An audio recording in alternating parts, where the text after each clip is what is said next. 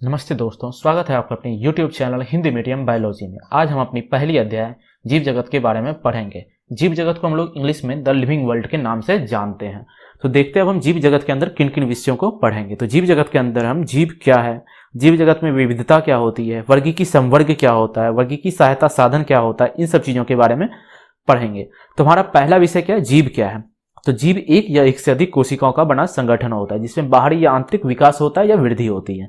बाहरी पर्यावरण की संवेदनाओं का पता लगा कि उनके अनुकूल क्रिया करने में जीव सक्षम होते हैं और अपने जैसा प्रतिरूप बनाने की क्षमता होती है। ठीक है, तो हम लोग क्या है, बहुत सारे कोशिकाओं के संगठन से बने हुए, हम लोग बहुकोशिकीय जीव हैं। हमारे अंदर क्या है, आंतरिक विकास भी होती है और वृद्धि भी होती है। जैसे कोई पेड़ पौधा है तो उसके अंदर पूरे उसके जीवन काल तक वृद्धि होती है। हम लोगों के अंदर कुछ समय तक वृद्धि होती है, उसके बाद हमारी वृद्धि रुक जाती है। हम जैसे छोटे होते हैं, छोटे से एक उम्र तक बढ़ते हैं और उस उम्र के बाद हमारी शरीर की जो वृद्धि है वो रुक जाती है। लेकिन जो पेड़ पौधे होते हैं उनमें उनके जीवन काल, पूरे जीवन के जब तक वो जीवित रहते हैं तब तक उनके अंदर वृद्धि होती है। अब देखते हैं बाहरी पर्यावरण के संवेदनाओं का पता लगा के उनके अनुकूल क्रिया करने में सक्षम होता है। इसका मतलब क्या है, जैसे हम लोगों को कोई पिंच होता है तो हम लोग अपना हाथ झट से पीछे खींच लेते हैं। तो हम लोग क्या करें, बाहरी संवेदनाओं का पता लगा के उनके अनुकूल प्रतिक्रिया दे रहे हैं। अपने जैसा प्रतिरूप बनाने की क्षमता होती है।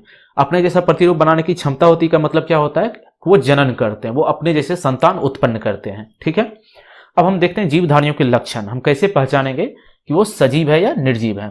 ठीक है, तो जीव में जो होगा वृद्धि होगा, वे जनन करेंगे, वे उद्गमन करेंगे, एक स्थान से दूसरे स्थान वो खुद अपने आप जा सकते हैं। वे अनुकूलन करते हैं, वो किसी भी मौसम में अपने आप को ढाल लेते हैं। उनके अंदर उपापचय की क्रियाएं होती है। अगर इन सब चीजों के बारे में आपको पता नहीं कि ये सब चीजें क्या है, तो मैंने बेसिक कॉन्सेप्ट ऑफ बायोलॉजी के लिए वीडियो बनाया हुआ है, आप उसको जाके देख सकते हैं। मैं आई बटन में लिंक दे दूंगा। आपको कोई भी सब्जेक्ट, कोई भी विषय पढ़ने से पहले उसका बेसिक पता होना चाहिए। तो पहले आप उनको अच्छे से देख लीजिएगा तो आपको सारी चीजों के बारे में अच्छे से समझ में आ जाएगी। ठीक है, थोड़ी थोड़ी बातें मैंने उनमें बताई हुई है कि क्या होता है, कैसे होता है। ठीक है, तो मैं आई बटन में लिंक दे दूंगा, आप लोग वहां से जाके बेसिक कॉन्सेप्ट देख सकते हो, बायोलॉजी का बेसिक कॉन्सेप्ट क्या होता है। तो चलिए आगे बढ़ते हैं। सजीव और निर्जीव में क्या अंतर होता है हम ये देखते हैं। ठीक है, कैसे पता करेंगे हम कौन सा सजीव चीज है, कौन सा निर्जीव चीज है। ठीक है, तो देखिए, सजीवों के शरीर का एक अत्यंत जटिल पदार्थ का बना हुआ होता है। सजीवों का शरीर जो है एक अत्यंत जटिल पदार्थ का बना हुआ होता है जिसे हम जीव द्रव्य कहते हैं। जीव द्रव्य विज्ञान का भौतिक आधार होता है। जीव द्रव्य जो है जीवन का भौतिक आधार होता है। तो जीव द्रव्य क्या है, इसके बारे में मैंने बेसिक कॉन्सेप्ट ऑफ बायोलॉजी में बताया हुआ है, आप वहां से जाके पढ़ सकते हैं। ठीक है, अगर मैं यहाँ पे बताऊंगा तो वीडियो थोड़ा लंबा हो जाएगा, तो वीडियो को थोड़ा शॉर्ट रखते हैं, आप वहां से जाके पढ़ लीजिए। ठीक है, निर्जीव में जो है इनमें जीव द्रव्य नहीं पाई जाती है। ठीक है, निर्जीव जो होता है उनमें जीव द्रव्य नहीं पाया जाता है। ठीक है, अब देखते हैं सजीव का शरीर संरचनात्मक इकाई का बना होता है जिसको कोशिका कहते हैं। ठीक है, सजीव के अंदर जो है, सजीव जैसे हम लोग हैं, हम लोग किसके बने हुए हैं, कोशिका के बने हुए हैं। लेकिन निर्जीव जो होता है उनके अंदर कोई कोशिका नहीं होती, उनमें कोशिका अनुपस्थित होती है। अब हम तीसरा अंतर देख लेते हैं। तीसरा अंतर क्या है, तो सजीव में जो है उपापचय क्रियाएं होती रहती है जिनसे विभिन्न जैविक क्रियाएं संचालित होती रहती है। जैसे हमारे अंदर उपापचय क्रियाएं होती है जिससे कि हमें एनर्जी मिलता है, हम कोई भी काम करने की हमें शक्ति मिलती है, हमें एनर्जी मिलती है जिससे कि हम कोई भी काम अपना करते रहते हैं। लेकिन निर्जीव में जो है उपापचय क्रियाएं नहीं होती है। ठीक है, अब चौथा अंतर देख लेते हैं। ठीक है, सजीव कोशिका विवर्धन अथवा कोशिका विभाजन द्वारा वृद्धि करते हैं, इसके आत्मसंकरण कहते हैं। ठीक है, सजीव जो है वो कोशिका विवर्धन अथवा कोशिका विभाजन द्वारा वृद्धि करते हैं। जैसे हम लोग हैं, हम लोग सेल डिवीजन जो होता है हमारे अंदर होते रहता है। जैसे हमारा हाथ है, यहाँ पे बहुत सारा सेल है। ठीक है, अगर हमारे हाथ में कहीं घाव हो जाता है तो उसको फिर भरता जो वो घाव है वो भी सेल डिवीजन के थ्रू ही भरता है। ठीक है, कोशिका विभाजन से ही वो घाव हमारा भरता है। ठीक है, और हम उसी के कोशिका विभाजन से ही हमारी वृद्धि होती है। ठीक है, जब हम छोटे होते हैं और छोटे से जो बड़े होते हैं तो हमारे अंदर कोशिका विभाजन होते रहता है जिससे कि हम छोटे से बड़े होते जाते हैं, हमारी शरीर के अंदर वृद्धि होती रहती है।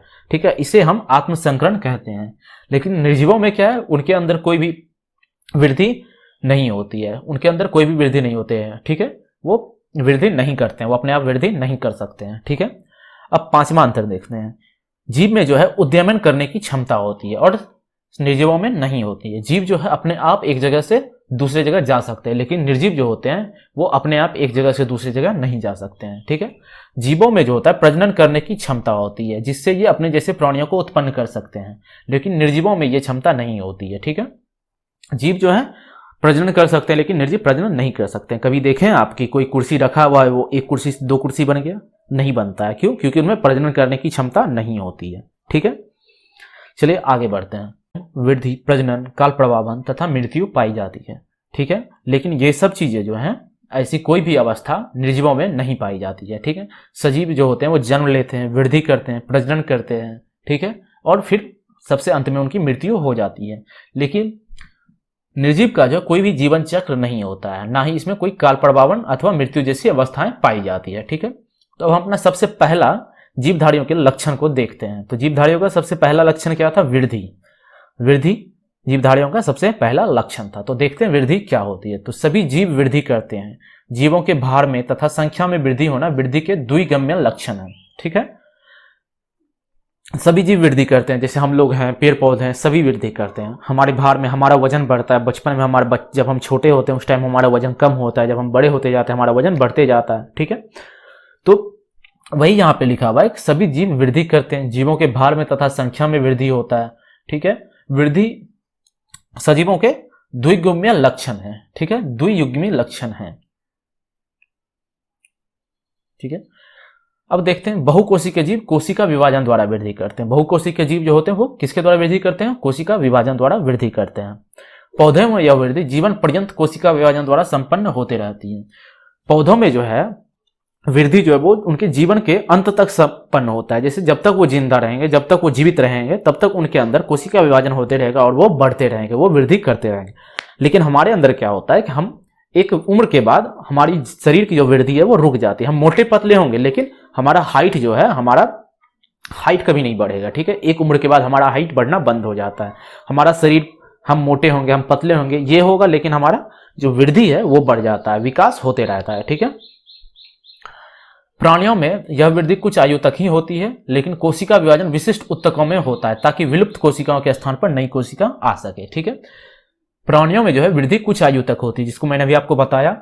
कोशिका विभाजन विशिष्ट ऊतकों में होता है ताकि विलुप्त कोशिका के स्थान पर नई कोशिका आ सके। जैसे हम लोगों को कोई घाव हो जाता है, ठीक है, जैसे हमारा हाथ कट गया, तो हाथ कट गया तो उस जगह अब क्या हो गया? घाव बन गया। तो उसमें जो उसको जो भरते हैं, उसके अंदर जो हमारे सेल डिवीजन मतलब जो कोशिका विभाजन होता है, वो कोशिका विभाजन करके उस जगह नई कोशिकाएं बना देते हैं और वो घाव हमारा भर जाता है। ठीक है, एक कोशिकीय जीव भी कोशिका विभाजन द्वारा ही वृद्धि करते हैं। एक कोशिकीय जीव जो होते हैं वो भी कोशिका विभाजन द्वारा ही वृद्धि करते हैं। 1 से 2, 2 से 3 अपने आप को वो बनाते हैं। जैसे जलव्याल हैं, वो एक कोशिकीय जीव हैं, तो वो अपने आप को, उनका सेल डिवीजन होता है, उनमें सेल डिवीजन होता है, कोशिकीय विभाजन होता है और उनसे जो है वो 1 से 2 जीव बन जाते हैं। ठीक है, यदि हम भार को वृद्धि का अभिलक्षण मानते हैं तो निर्जीवों में भार में वृद्धि होती है, जैसे कि पर्वत के गुलास्म तथा रेत के टीले में वृद्धि होना। इसलिए वृद्धि जीवों का विशिष्ट गुण नहीं है। ठीक है, जैसे अगर हम लोग भार में वृद्धि को भी अभिलक्षण मानते हैं, जैसे हम ऊपर पढ़े ना कि सभी जीव वृद्धि करते हैं, जीवों के भार में तथा संख्या में वृद्धि होती है। ठीक है, लेकिन यहाँ क्या है, सजीव जो है उनके लिए हम पढ़े, लेकिन निर्जीवों में भी ये चीज होता है, निर्जीवों के भार में भी वृद्धि होती है। ठीक है, निर्जीव भी अपने आप को 1 से 2 में बांट लेते हैं। जैसे हमारा कोई पेन है, ठीक है, हम उसको, एक पेन है, हम उसको तोड़ दिए बीच से, तो वो कितने पार्ट में बट गए? 2 पार्ट में बट गए। तो क्या वो वृद्धि की? नहीं की। जैसे पहाड़ के टीले होते हैं, तो पहाड़ के टीले पे क्या है कि धूल जम जाता है, कंकड़ पिंड। यदि हम भार को वृद्धि के अभिलक्षण मानते हैं तो निर्जीवों के भार में वृद्धि होती है, जैसे कि पर्वत के गुलास्म तथा रेत के टीलों में वृद्धि होना। इसलिए वृद्धि को जीव के विशिष्ट गुण नहीं मान सकते। ठीक है, अगर हम वृद्धि को जीव के अभिलक्षण मानते तो निर्जीवों में भी वृद्धि होती है, भार में वृद्धि होती है। कैसे? तो जैसे जीव, जैसे कि पर्वत है, पर्वत के ऊपर छोटे छोटे कंकड़ जम गए, धूल मिट्टी जम गई, तो उनके वजन में जो है, उनके भार में जो वो वृद्धि हो जाती है। ठीक है, जैसे रेत के टीले हैं, तो रेत के टीले पे जो है फिर और उसके ऊपर रेत जमते गए, तो उनके क्या है, उनके आकार में भी वृद्धि हो गई, वो भारी भी हो गए, तो उनमें भी वृद्धि हुई। तो क्या वो सजीव है? नहीं, वो सजीव नहीं है, वो निर्जीव है। तो क्या है, वृद्धि जो है सजीवों के विशिष्ट लक्षण में नहीं आते, विशिष्ट गुण में नहीं आते हैं।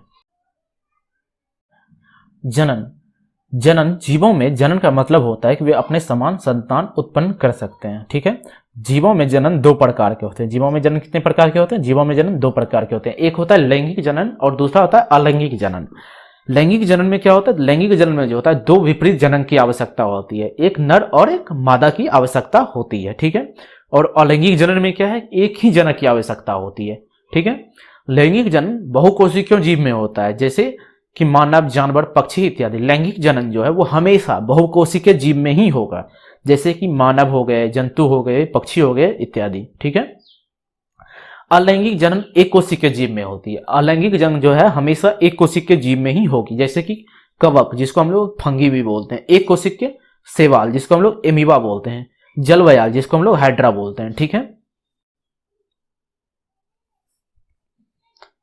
जनन जो है सिर्फ सजीवों में पाए जा रहे हैं, निर्जीवों में नहीं। फिर भी ये विशिष्ट गुण नहीं होंगे, क्योंकि बहुत से जीव ऐसे भी होते हैं जो कि सजीव होते हैं लेकिन जनन नहीं कर सकते हैं, जैसे कि खच्चर, म्यूल हो गए, बंध कामगार मधुमक्खी हो गई, अनुर्वर मानव कपल हो गए, इनफर्टाइल कपल हो गए। ठीक है, तो इनके अंदर जो है जनन नहीं कर सकते। जैसे खच्चर होता है ये जनन नहीं कर सकते, बंध कामगार मधुमक्खी जो होते हैं वो जनन नहीं कर सकते हैं, बहुत सारे जो मानव कपल होते हैं वो जनन नहीं कर सकते हैं, वो इनफर्टाइल कपल होते हैं जो जनन नहीं कर सकते। तो क्या हम लोग उसको सजीव नहीं कहेंगे? बिल्कुल कहेंगे। क्यों? क्योंकि उनके अंदर और जो सजीवों वाले लक्षण वो सब हैं, बस वो जनन नहीं कर पा रहे। तो इसका मतलब ये नहीं कि वो सजीव नहीं है, वो भी सजीव हैं। तो इसीलिए जो है सजीव जो है जीवधारियों के विशिष्ट गुण नहीं है, जीवधारियों के विशिष्ट लक्षण में सजीवों के विशिष्ट लक्षण में जनन नहीं आता है। ठीक है, इसलिए जनन जो है वो सजीवों के विशिष्ट गुण नहीं है। ठीक है, विशिष्ट लक्षण नहीं है। अब हम पढ़ेंगे उपापचय। जीवित जीवों की एक और महत्वपूर्ण विशेषता उपापचय है। हमारे शरीर में होने वाली समस्त रासायनिक क्रियाओं को उपापचय कहते हैं। हमारे शरीर के अंदर जितनी भी रासायनिक क्रियाएं होती है उसको हम क्या कहते हैं? उपापचय कहते हैं। जैसे हम खाना खाते हैं, हमारे शरीर के अंदर खाना जाता है, खाना पचता है, उसको भी हम उपापचय क्रियाएं कहते हैं। जैसे हम ऑक्सीजन लेते हैं, श्वसन करते हैं, श्वसन करते हैं तो हम ऑक्सीजन अंदर लेते हैं, ऑक्सीजन शरीर के अंदर जाता है तो वो ग्लूकोज के साथ अभिक्रिया करता है, ग्लूकोज के साथ अभिक्रिया करके हमारे शरीर के अंदर वो ऊर्जा बनाता है। ठीक है, तो ये सब क्या है? वो उपापचय हैं। ठीक है, ये सब क्या है? उपापचय ही कहलाते हैं। ठीक है, ये रसायन छोटे बड़े विभिन्न वर्ग, माप, क्रिया आदि वाले होते हैं जो अनवरत जैव अणुओं में बदलते हैं और उनका निर्माण करते हैं। ये परिवर्तन रासायनिक अथवा उपापचय क्रियाएं हैं। ठीक है, उपापचय में शरीर के अंदर दो क्रियाएं होती है। ठीक है, पहली क्रियाएं जो है वो उसको क्या कहते हैं? कैटाबॉलिज्म। ठीक है, सभी चयापचय क्रियाओं के समूह जिसके फलस्वरूप भोज्य पदार्थ के बड़े बड़े अणु छोटे छोटे अणुओं में टूटकर ऊर्जा मुक्त करते हैं वो कैटाबॉलिज्म कहलाते हैं। ठीक है, जितने भी चयापचय क्रियाओं के अंदर क्या होता है? बड़े बड़े जो भोज्य पदार्थ होते हैं उनको छोटे छोटे अणुओं में तोड़ा जाता है, उनको छोटे छोटे अणुओं में अभिक्रिया जब वो करते हैं छोटे छोटे वो अणुओं में टूट जाते हैं और उससे क्या होता है? वो ऊर्जा मुक्त करते हैं। ठीक है, कैटाबॉलिज्म कहलाता है। यह ऊर्जा अन्य जीवन क्रियाओं के लिए आवश्यक है। ठीक है, यह ऊर्जा जो है अन्य जीवन क्रियाओं के लिए आवश्यक है। जैसे हम लोग चलते हैं, फिरते हैं, हम लोग दौड़ते हैं, इन सब चीजों के लिए जो है ऊर्जा कहां से आती है? तो कैटाबॉलिज्म अभिक्रिया से आती है, कैटाबॉलिज्म की क्रियाओं से आती है। ठीक है, इसके फलस्वरूप शरीर में के भार में कमी आ जाती है। जब कैटाबॉलिज्म रिएक्शन होता है, जब कैटाबॉलिज्म अभिक्रिया होती है, जब कैटाबॉलिज्म क्रिया होती है हमारे शरीर के अंदर, तो क्या होता है? हमारे शरीर के भार में कमी आ जाती है। ठीक है,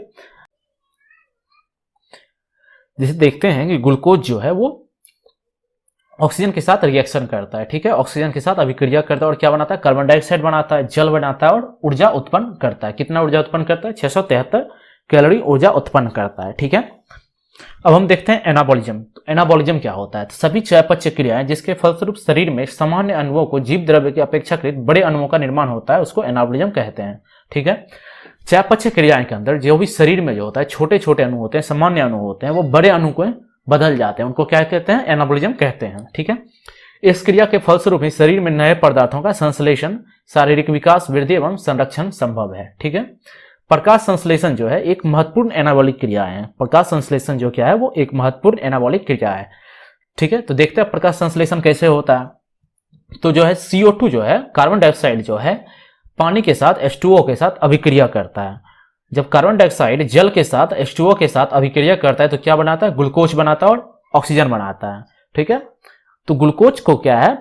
ग्लूकोज जो है वो पौधों में जो है स्टोर हो जाता है, पौधों में जो है जमा हो जाता है। ठीक है, तो यही यहाँ पे कहा गया है कि किसी भी जीव के अंदर बड़े बड़े जो अणु होते हैं, छोटे छोटे जो अणु होते हैं, सॉरी, किसी भी जीव के अंदर जो है छोटे छोटे अणु जो होते हैं वो बड़े अणुओं का निर्माण करते हैं, उसको एनाबॉलिज्म कहते हैं। ठीक है, चलिए अब आगे बढ़ते हैं। संवेदनशीलता तथा अनुकूलता, ये क्या होता है? ठीक है, अब इसके बारे में जानते हैं। संवेदनशीलता और अनुकूलता क्या होती है? सजीवों के जटिल विशेषताओं में से एक पर्यावरण या अपने चारों ओर के वातावरण का उपयोग करना और उससे उत्पन्न उत्तेजनाओं के प्रति जवाब देने की क्षमता भी है। ठीक है, शायद सभी जीवों का सबसे स्पष्ट परंतु पेचीदा अभिलक्षण अपने आसपास या पर्यावरण के उद्दीपनों, जो भौतिक, रासायनिक अथवा जैविक हो सकती है, के प्रति संवेदनशीलता तथा प्रतिक्रिया करना है। जैसे हम लोगों को, ठीक है, जैसे पर्यावरण, हमारे पर्यावरण में जब ग्रीष्म ऋतु आती है, जब हमें गर्मी लगती है, जब हमारे शरीर को गर्मी महसूस होती है, तो क्या होता है, हमारे शरीर से पसीना निकलने लगता है। तो क्या कर रहे हैं हम लोग? बाहरी उद्दीपनों के प्रति प्रतिक्रिया कर रहे हैं। ठीक है, तो जब हमारे शरीर के अंदर पसीना क्यों निकलता है? ताकि वो हमारे शरीर को ग्रीष्म ऋतु में ठंडा रख सके, इसलिए हमारे शरीर के अंदर से पसीना निकलता है। तो ये क्या कर रहे हैं? बाहरी उद्दीपनों के प्रति क्या कर रहे हैं? हम अपनी प्रतिक्रिया दे रहे हैं। ठीक है, जीवित चीजों में विशेष इंद्रिय तत्व होते हैं और इंद्रिय अंगों के माध्यम से ब्रह्म कार्य की प्रतिक्रिया तापमान, प्रकाश, प्रदूषक की प्रतिक्रिया करते हैं। ठीक है,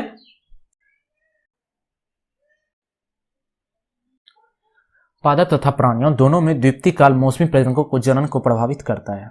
ठीक है, इसलिए सभी जीव अपने पर्यावरण से अवगत रहते हैं। तो यहाँ क्या है, देखिए हम समझते हैं। पादप तथा प्राणियों दोनों में जो है द्वितीय काल मौसमी प्रजनकों के जनन को प्रभावित करता है। ठीक है, जैसे बहुत सारे जो प्रजनक होते हैं, जैसे गेहूं का पौधा है, गेहूं का पौधा जो क्या है, वो साल के कुछ ही समय में होता है, पूरे साल तक नहीं होता है। तो वो क्या है, द्वितीय काल मौसम उसको प्रभावित करता है। ठीक है, उसके जनन को जो है प्रभावित करता है।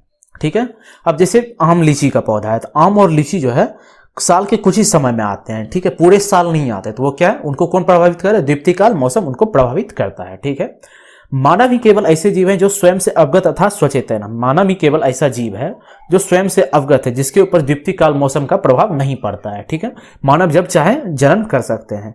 इसलिए चेतना जो है जीवों को प्रभाषित करने के लिए अभिलक्षण हो जाती है। इसलिए चेतना जो है जीवों को प्रभाषित करने के लिए विशिष्ट लक्षण हो जाता है। ठीक है, तो चलिए आज हम अपना जो ये विषय है यहीं पे खत्म करते हैं। आज की जो कक्षा है हम यहीं पे समाप्त करते हैं। कल जो है हम जीव जगत में विविधता के बारे में पढ़ेंगे। ठीक है, अगर आपको आज की कक्षा अच्छी लगी, आज का जो वीडियो है वो आपको पसंद आया, तो चैनल को सब्सक्राइब करें, वीडियो को लाइक करें और अपने दोस्तों के साथ शेयर करें।